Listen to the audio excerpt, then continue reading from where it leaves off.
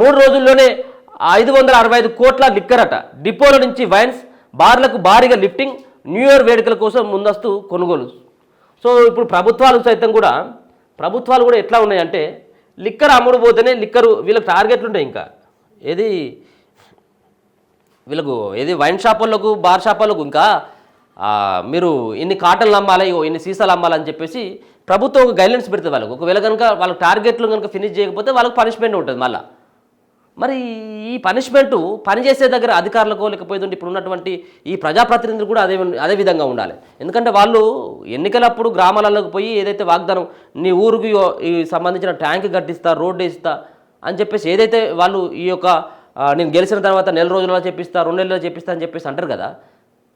ఒకవేళ కనుక ఆ టార్గెట్ రీచ్ కాకపోతే వీళ్ళని ఏం చేయాలి? దానికి ఏం టార్గెట్ ఉండయి. ఇటువంటి వాటి టార్గెట్లు ఇది అక్కడికి వచ్చేదని, జనాలకు అక్కడికి వచ్చేదని ఇదంతా. ఇంకొక మాట ఏంటిదంటే ఇప్పుడు డిసెంబర్ 31 రోజు 12 గంటల వరకు వైన్స్ను ఓపెన్ చేసుకోవచ్చు. 12 గంటల వరకు మీరు తాగి బొరుల్లి అని చెప్పేసి వైన్ షాపులకు ఉన్నది. బార్ షాపులకేమో 1 గంట వరకు ఇచ్చిండ్రు. బార్ షాపులకు 1 గంటల వరకు, వైన్ షాపులు 12 గంటల వరకు కుల్లా ఉంటాయి. మొత్తం డోర్లు తీసి షట్టర్లు గిట్టర్లు అన్నీ తీసి మీకు కావాల్సినటువంటి తీరుగా ప్రభుత్వం ఏర్పాట్లు చేసింది ఇప్పటికే.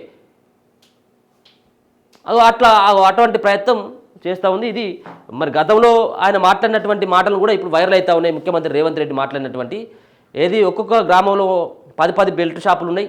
బెల్ట్ షాపులు, గిల్ట్ షాపులు అన్నిటిని రద్దు చేస్తా నేను. ఒక్కొక్కరు సంబంధించిన తాగి ప్రాణాలు పోగొట్టుకుంటా ఉన్నారు.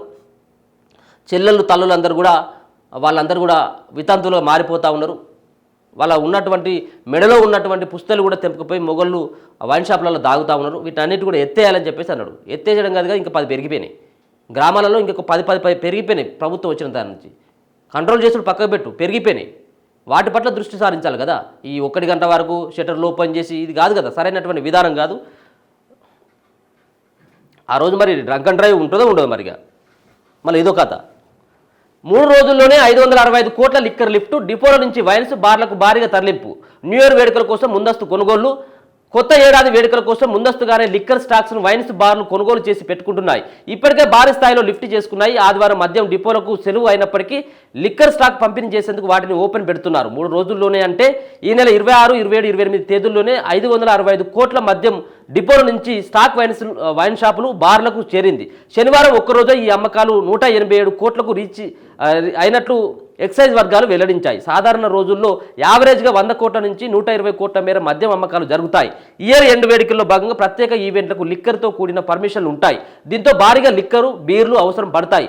నో స్టాక్ అనే బోర్డు లేకుండా ఉండేందుకు నిర్వాహకులు ముందస్తుగానే భారీ లిక్కర్ను కొనుగోలు చేసి పెట్టుకుంటున్నాయి. ఎక్సైజ్ శాఖ లెక్కల ప్రకారం ఈ నెలలో ఇప్పటికే మద్యం అమ్మకాలు 3,000 కోట్లు దాటాయి. నెలాఖరుకు ఇంకో 1,000 కోట్లు అదనంగా వచ్చే అవకాశం ఉందని జోడిగా మొత్తం 3,000 కోట్లట. 3,000 కోట్లు దాటితే ఇంకొక 1,000 కోట్లు అదనంగా వస్తుందట. మామూలు ఇన్కమ్ ఇది. సో నో స్టాక్ అన్నటువంటి బోర్డు ఎక్కడ కూడా కనబడది. ఎవరైతే మద్యం ప్రియులు ఉన్నారో మీరు ఎక్కడికైనా పోయేటట్టయితే నో స్టాక్ అన్నటువంటి బోర్డు గీట్ ఏమైనా కనబడేది ఉంటే మీరు పోయి కంప్లైంట్ చేయరు. ఎందుకంటే వాళ్ళకి సరిపడా మద్యం తెచ్చుకున్నట్టుగా ఉన్నది. ఎక్కడ కూడా ఆ బోర్డు కనబడేది.